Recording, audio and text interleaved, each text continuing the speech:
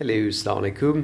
मैं हूँ doctor Mohammad Qasim Taimuri homeopathic clinic Haripur Hazara Pakistan से मैं मुखातिब हूँ।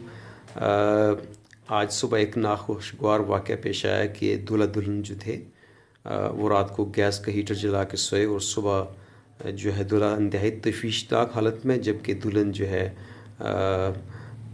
घुटन की वजह से, गैस की वजह से जो है ज़िंदगी की बाजी हार गई। तो इसमें मैं आप लोगों से ये एक रिक्वेस्ट करूँगा कि गैस का हीटर जो है जब ये जलता है तो इससे एक गैस पैदा होती है, जैसे कोयला और ये गैस है, इससे कार्बन मोनोऑक्साइड पैदा होती है। तो कार्बन मोनोऑक्साइड ऐसी ख़तरनाक किस्म की गैस है कि ना इसका कोई जायका है, ना इसकी कोई स्मेल है, ना इसको आप किस तरह से महसूस कर सकते हैं।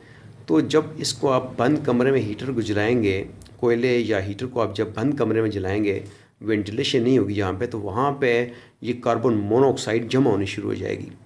जमा होने से जो है फिर इंसान को पता नहीं लगता, महसूस भी नहीं कर सकता। वो जब वो इनहेल करना शुरू करता है तो उसके साथ जो है वो बेहोश हो जाता है और मौत का शिकार हो जाता है।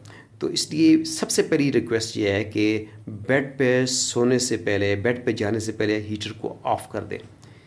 हीटर को लगा के सोना जो है इंतहाई नुकसानदेह है। हीटर को जला के आप मत सोएं, हीटर को सोने से पहले ऑफ़ कर दें।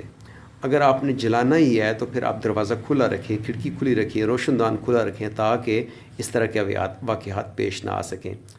ओके जी, इंशाल्लाह फिर आपसे बात होगी। टेक केयर, अल्लाह हाफ़िज़, थैंक यू।